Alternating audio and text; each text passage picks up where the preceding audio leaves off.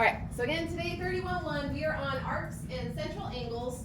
Today we are going to understand how to measure an arc of a circle. We're also going to use relationships among arcs and central angles to solve problems, because that's really what it's all about, using what we've learned to solve some problems, okay? So everything on this first page, we're not doing. This is just a bunch of extra stuff that the book does. The only thing we need on this first page is that math term there. We do need to talk about what that means. It's a bisecting ray is a ray whose endpoint is the vertex of the angle and which divides the angle into two congruent angles. So there's some things I want to talk about. The first thing I want to talk about is a segment. When you have a segment, that means it has ending points and you just connect them in the middle. That is a segment. Okay, we know segments. We've been dealing with segments a lot lately, you know, with chords and with tangent lines, okay? A ray is different. A ray has an endpoint on one end, but it has an arrow on the other. This is called a ray. Also, if we just take this one step further, if you have an arrow on both ends, what is this called? A line, right. Okay, so there's different notations for things. These are all the geometry notations, okay? Now, this math term is about a bisecting ray. What does it mean to bisect? Split it in half, right. So if we're splitting an angle in half, the ray that we just drew, we're gonna use it, we're gonna keep it there to split an angle in half. The way that I drew it, it looks like I can make it split in half a 90-degree angle. So I'm going to draw a ray going up and a ray going directly to the right. And this blue ray in the middle, this is going to be my bisecting ray. It's going to bisect this 90-degree angle in half. So that means this angle and this angle are congruent to each other. Okay? And that's how you would signify that. Now, what is half of a 90-degree angle? 45, right. So each side of this is a 45-degree angle then. Okay? Anytime you split a 90, it's 45s. All right, let's turn to the next page. On the next page, we're also going to be skipping number 2 and number 3. We don't need those, so you can toss those out. We are going to be down at number 4. This is where we're going to officially start our notes for today. So it says, in the diagram of circle O, what is the proper math term that describes segment OA and segment OB? So I'm going to trace OA. Here's OA. Here's OB. What is the proper math term for those two segments? But there's two of them, so we call it radii. All right, plural for radius. We don't say radiuses, we say radii. They're the radii of the circle. All right, then it says that point A and B divide the circle into two arcs. The smaller arc is known as the minor arc. Okay, so the smaller arc is this one right here, arc AB. This is the minor arc.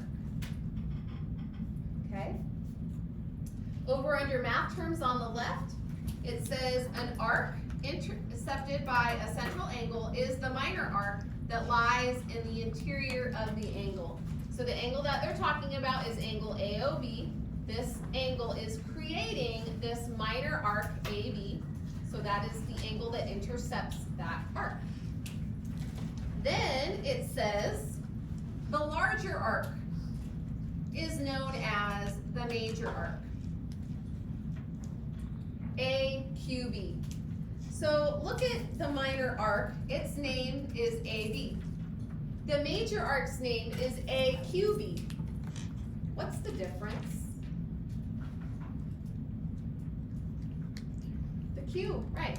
One has 2 letters and the other has how many? 3, right. You will always name a minor arc with only 2 letters and a major arc with 3 letters. We'll discuss what makes a minor arc and what makes a major arc in a second. The angle formed by the 2 radii, angle AOB, is called a central angle of this circle. Okay, so angle AOB, the angle drawn on that diagram there, that is our central angle. So let's look at the definition of what a central angle is. It's up here under the math terms box. A central angle is an angle whose vertex is at the center of a circle, hence central angle, and whose sides contain the radii of the circle. So I want us to also circle the words, it's at the center of the circle, and the sides contain the radii of the circle, okay? A central angle means that it automatically is an angle in a circle, connected to which point? The center of the circle. The vertex of an angle is always the pointy part. It's always where the angle measure is, okay? All right, so notice that the major arc associated with points A and B lies outside of angle AOB. So the major arc, let's see what color did I use? I use yellow. The major arc is this one, AQB. This is our major arc. It is outside of that central angle, okay? While the minor arc lies in the interior of the angle. Arc AB, the minor arc, is said to be intercepted by angle AOB. That's because it is its central angle. And then this next part is extremely important, so I want to highlight it. By definition, the measure of a minor arc is equal to the measure of the central angle that intercepts the minor arc. So if you know the measure of the central angle, you automatically know the measure of the arc, and vice versa, because they are equal. Okay, so there's some other math tips I want to look at in the box over on the left. It says the notation for a minor arc requires the endpoints of the arc. The notation for a minor arc requires the endpoints of the arc. So a minor arc only needs the endpoints. So just two letters. So wherever it starts at, wherever it ends at, or vice versa. You could call it arc BA if you wanted to, as long as you use the correct letters. Okay? Arc AB is what they're naming this one. The notation for a major arc requires a point on the arc included between the endpoints of the arc. We have to know the difference. If we're talking about a minor arc, I need to make sure that I can tell the difference between what's minor and what's major. So I need to see two letters that will tell me, hey, that's a minor arc. 3 letters, hey, that's a major arc, and that way I know the difference, okay? Now here's the real difference. It says semicircles are named as major arcs. That's one thing. So a semicircle would be a major arc. How many degrees is a semicircle? 180, right? Half a circle, right? Semi means half. How many degrees is a full circle? 360. That's common knowledge, but it's knowledge that we need. All right, these next 3 bullet points are extremely important. So it says the measure of a minor arc must be between 0 and 180. So to be minor, it's between 0 and 180. It's strictly between. It does not say it could equal 0, because that wouldn't make sense. And it does not say it could equal 180, so it can't be 180. It has to be strictly between 0 and 180 to be a minor arc. The next thing that's important is the measure of the major arc must be at least 180, so that means it can equal 180, but 180 is the lowest, okay? And less than 360, so it means it has to be from 180 to 360. It can equal 180. Can a major arc be 360 degrees? What is 360 degrees? A circle, a full circle. A full circle is not a major arc. An arc is just part of a circle. You can't be the full circle and part of a circle at the same time. It's all or nothing, okay? The measure of a semicircle is 180, which we just went over, okay? This is common knowledge, but we need to apply it, so it's important to point it out. And the notation for the measure of an arc is you have to put that little M in front of it. It's just like when you're trying to say the measure of an angle, you put that little lowercase m in front of the angle name, and that's how you know you're writing the measure. A measure is always in degrees, okay? All right, go ahead and turn the page. Went over all the definitions. Now let's use them. Here we go. We are given circle C with diameters JR and KQ. And the measure of angle RCQ is 50 degrees. So let's add that to our picture. R to C to Q. Remember, the middle letter is where the angle is. So this is where I'm going to mark the 50 degrees that it gave me. It says use the definitions for central angle and intercepted arc along with triangle properties to find each of the following. We learned the triangle properties back in January. So now we're going to be applying that to this here, which means we're going to be making triangles in these circles. Okay? All right, first things first, I am color coding things with my highlighters, so if you have them, you're gonna use them. We've got to find the measure of arc, RQ. Is this a minor or a major arc? It's minor because it's just the two letters. RQ is this little piece of the pie, that little crust edge right there, okay? Well, we should know based on what they gave us already what the measure of this arc is. What is the measure of this arc? 50 degrees, right. The central angle and its intercepted arc are equal. We just highlighted that on the previous page. Okay, the next arc we need to find the measure of is JQ. Well, JQ is this crust of the pie. Okay, so I want to point something out here. If I had traced J all the way to R, how many degrees would that be? 180, because isn't that half a circle? Right, but I'm not going all the way. I'm only going to Q. But if the whole way is 180 and this little piece is 50, what should I do with the 180 and the 50 to find just? Right, 180 minus 50 is what? 130. Right, so the measure of arc JQ is 130 degrees. All right, next we need to find the angle, the measure of the angle CRQ. So C to R to Q. R is the middle letter here. So let's go ahead and connect RQ. And this angle is the one that they want us to find, where the R is. Well, what does CRQ make? A triangle. So go ahead and draw a triangle. And let the very top of it be the letter C. And then the two on the bottom will go R on the left, Q on the right. We know the angle C in that triangle is 50 degrees. We also know something about CR and CQ. What do we know about CR? It's not equal out. What do we know about CR and CQ? They're the what of a circle? Someone said it. Radii, right. CR and CQ are the radii of the circle, so aren't all radii congruent? So this is not an equilateral triangle, it's an isosceles triangle. I'm just going to put isos. An isosceles triangle by definition has two legs that are congruent and also two base angles that are congruent. They're equal. So what do all three angles of any triangle add up to? 180, we dealt with that a lot. We know one of the angles is 50, so take 180 and subtract 50, and we know we should get what? 130. But now I need to split that 130 equally between the two remaining angles. How would I do that? Divide by 2. So angle R and angle Q are both 65 degrees. I just needed angle R though, so I'm going to put in that line that it is 65 degrees. Okay.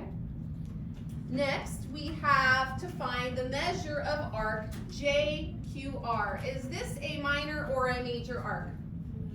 It's major because it's 3 letters. J to Q to R. Oh, we should know what that is. How many degrees is that? 180. It's half a circle. It's a semicircle, so it's 180 degrees. All right, and then we need the measure of arc JKQ. So J to K to Q, that's this way. J to K all the way to Q. Now, J to R is a semicircle, and then I have to go a little bit more. So what should I do with the 180 and the 50 now? Add them. What is 180 plus 50? 230. So this arc is 230 degrees. Now notice in letter F, it didn't have that little lowercase m like all these other ones did. It just says arc JK is congruent to, well look at where arc JK is. What other arc is it congruent to? QR is right. Do you guys know why? Because it's the. I recognize that shape. Think of the twist tie or a bow tie.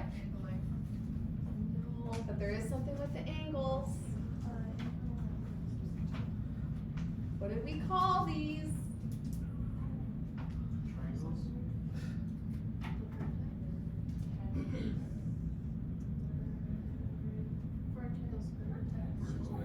Vertical angles.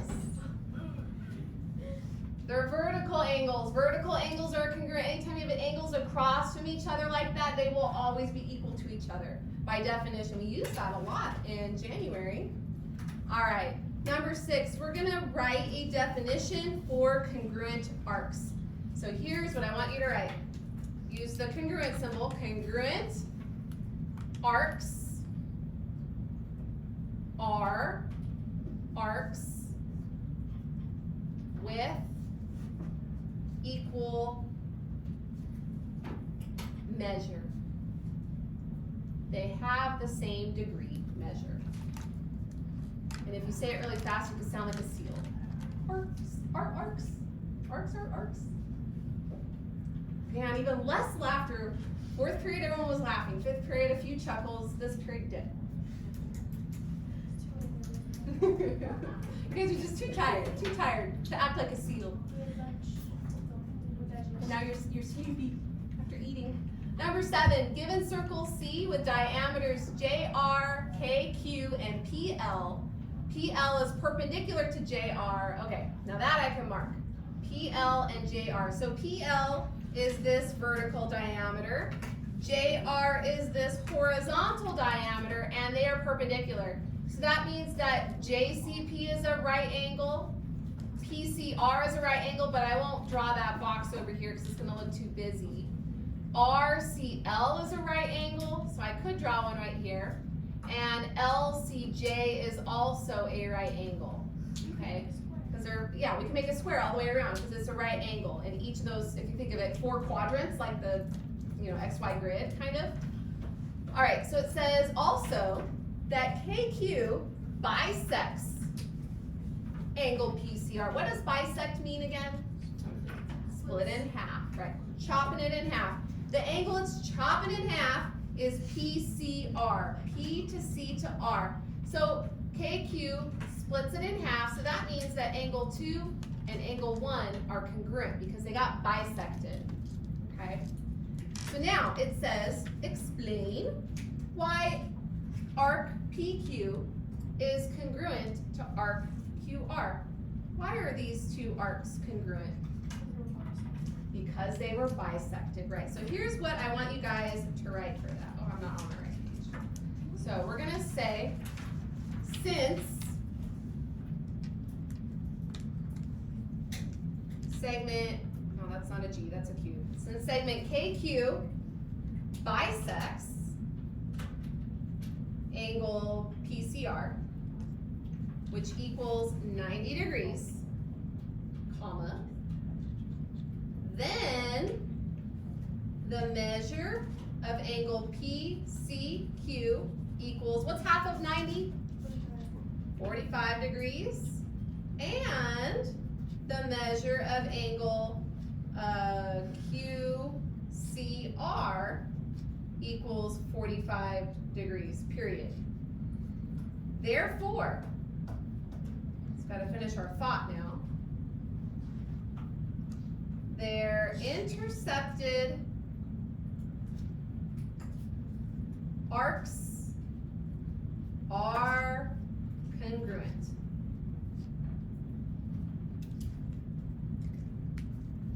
I normally abbreviate things a lot and I try to keep things short and sweet for you guys, but this statement, I couldn't shorten this up because you need to get used to reading how things are gonna look with the geometry verbiage.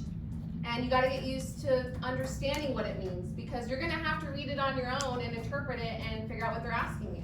So it's important that you see it and get used to it and hear it and write it so that when you do it on your own, you know what you're doing, okay? So I couldn't shorten that one up because it's essential for your learning. All right, letter B.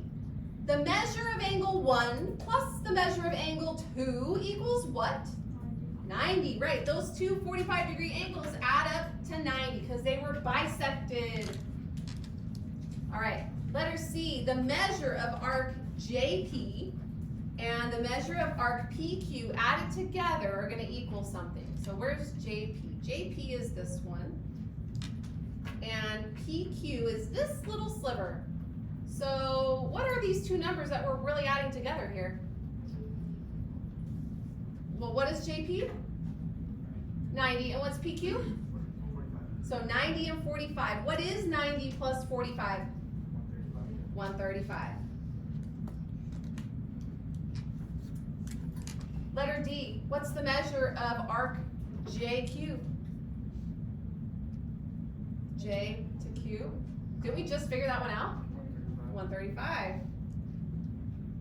So let's also put up here, this equals JQ. All right, letter E, it says the measure of angle JRQ. I want to use a different color for that. JRQ. So J to R to Q is this angle where R is the vertex of the angle. So connect Q and R together. Now I need to make a triangle. So I don't want to use this whole thing from J to R. This is a diameter, right? So couldn't I just stop at C and make a triangle with C, Q, and R? Right. So let's draw that triangle. C is the vertex up at the top. R is the bottom left. Q is the bottom right. And we know that right here, that angle where the 1 is how many degrees? 45. And we also know that CR and CQ are what of this circle? The radii. All radii are congruent. So what kind of a triangle is that? Isosceles again. Okay, so that means that the two base angles are also congruent. Well, what do all three angles in a triangle add up to? 180. So if I subtract off the 45-degree angle that I know, I have 135 degrees left to split between these two angles. How am I going to split it equally? Divide by 2. So this is going to be 67.5. So angle JRQ is 67.5 degrees. All right. Now we need the measure of arc JL. Well, let's look at our picture. JL. That is this arc. Oh, we should know this. How many degrees is that arc? 90. That's right, because its central angle is 90. And then we need the measure of angle JRL. J to R to L. So J to R to L. Well, let's connect RL. It's this angle that I'm marking right here. It's the same sort of situation. I don't need all of JR, the whole diameter. I could just use up to the radius, and CR and L will make my triangle. So let's draw another triangle. The top vertex is C. The bottom right is R, the bottom left is L. Now, looking at our picture, how many degrees is this angle right here? 90, right. So we could draw a little box to represent the 90. And what is CR and CL of this circle? The radii. All radii are congruent. So we've got another isosceles triangle, but this is not just any isosceles triangle. What kind of triangle is this? A right triangle, an isosceles right triangle. And like Alex said, the base angles in isosceles right triangle are 45s. This is a special right triangle, 45, 45, 90. Because if this angle is 90, I only have 90 left to split between the other two. We know half of 90 is 45. All right, so that means that the angle JRL is 45 degrees because it was an isosceles right triangle. All right, go ahead and turn the page. All right, last but not least, we're going to look at the rest of these problems, 8 through 15. We are doing them all. So number 8, it says, what do a vertex of a central angle and the center of a circle have in common? And in all of my classes today, it has been necessary to draw a picture. So let's go ahead and draw a circle. My circle's wonky, but that's okay. Put a center on your circle. And let's add a central angle. Okay, so here's my central angle. So look at the angle. A central angle has to be connected to the center of the circle. So let's read this again. What do a vertex of a central angle and the center of a circle have in common? What? I can barely hear you guys. You gotta speak up. What does the vertex of a central angle and the center of a circle have in common? What? I can't hear you. You guys gotta speak up. It doesn't mean you're wrong. I can't hear you. Richie said it's in the middle. I did not say that. It is in the middle. Who said they're equal? Guys, to be a central angle, what point does it have to use on the circle? The center. So a central angle, the vertex of a central angle and the center of the circle, isn't that the same exact point? They're the same.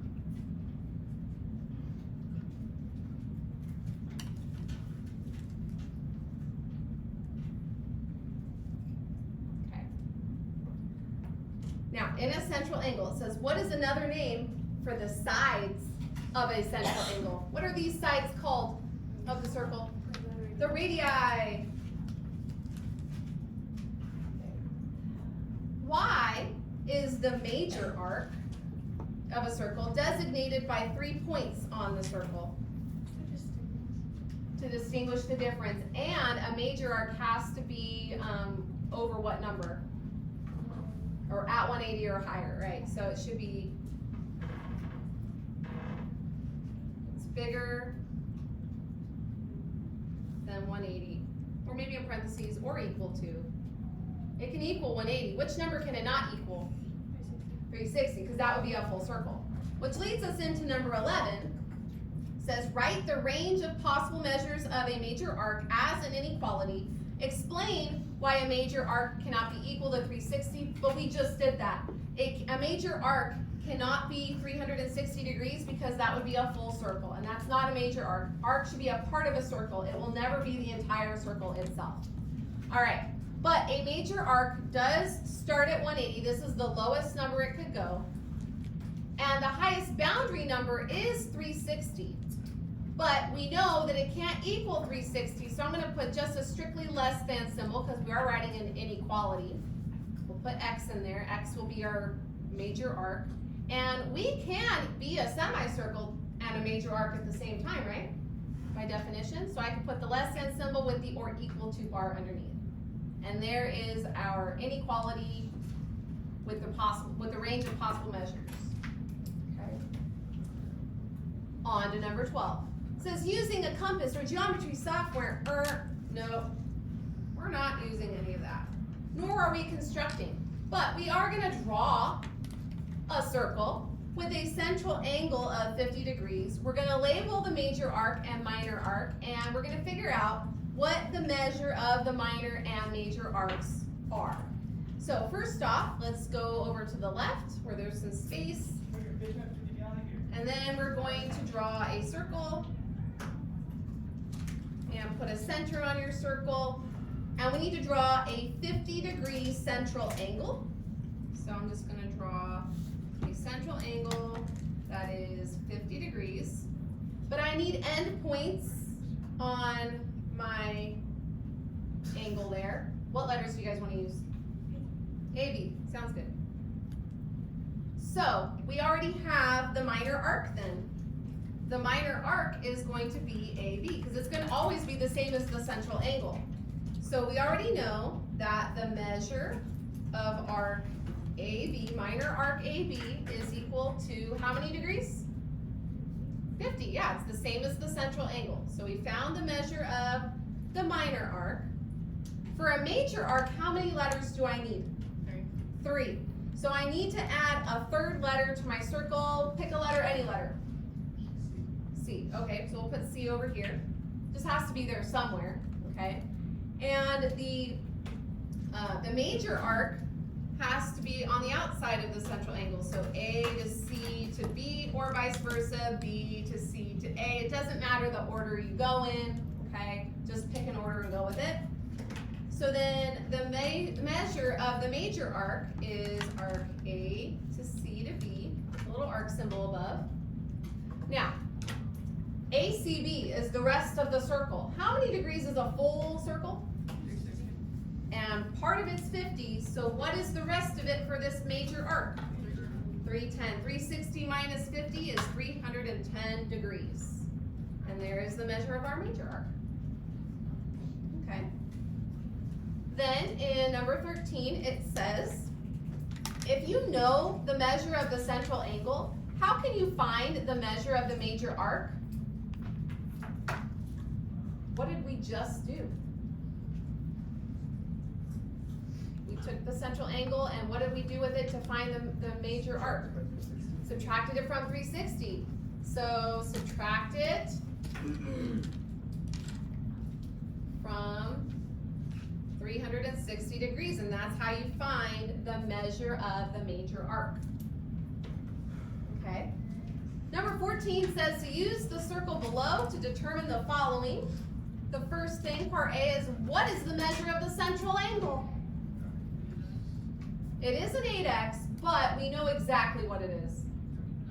96, because the central angle is the same as the minor arc. So it's 96 degrees. Now in part B, they want us to write and solve an equation for x. So we know that we can set 8x equal to what? 96, right? Because the central arc and the angle and the central angle and the arc are congruent. Now, how would I solve for x here? Divide, right? So 96 divided by 8 is 12. So that means that x would equal 12.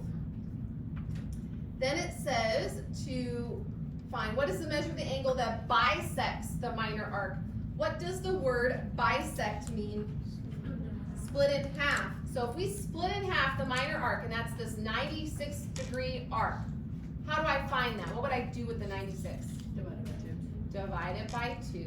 Anyone know 96 divided by 2? 48. 48. So the bisected arc would be 48 degrees. And then it says to write an expression that can be used to determine the measure of the major arc. Well, the whole circle is what? 360. And what can I subtract from it so that I can find the major arc? 96, because this will give me what the rest is. 360 minus 96, anyone know it? 264 is right. I'm going to box that entire expression because it said to write an expression that can be used to solve, so that whole thing. Okay. And then last but not least, number 15. To find the measure of x in the circle C shown below, Emma set up the following equation. She put 12x plus 6, that's this arc, plus 3x minus 6, that's this little other arc, equals 360. Is Emma on her way to a correct answer? She added this arc, and she added this arc, and set it equal to 360. Is that an entire circle? No. What is that of the circle? 180, right. So no. She's not on her way to a correct answer. What she needs is 12x plus 6 plus 3x minus 6, and it needs to equal what instead? 180. 180. And then we solve it from here. Now, here it says, after we answer the question, is she on her way to a correct answer? We said no, because she's not. If so, solve for x. Well, that was if this was correct. It wasn't correct. So do we need to solve for x then? Yeah. No, it said if so, solve for x. It wasn't correct, so we don't. So we get to just leave it. Okay. If we wanted to solve for x, though, we could and just combine like terms, add the x's, add the constants. What's going to happen to those 6's, by the way? Cancel out. They're going to cancel out. Let's just go ahead and do it. What is 12x plus 3x? We're not multiplying, we're adding. And what do we do with that 15? Divide it. Do you think it's going to go into 180 evenly? Are you sure? It does. 12 times. So x is equal to 12. Hey, we got that twice. We got a x equals 12 up at letter B also. Alright, and that's it, you guys. Your homework is on Google Classroom. Which problem from your homework are you skipping? 38, not all of them. Nice try though. Why would I assign you homework if you're skipping it?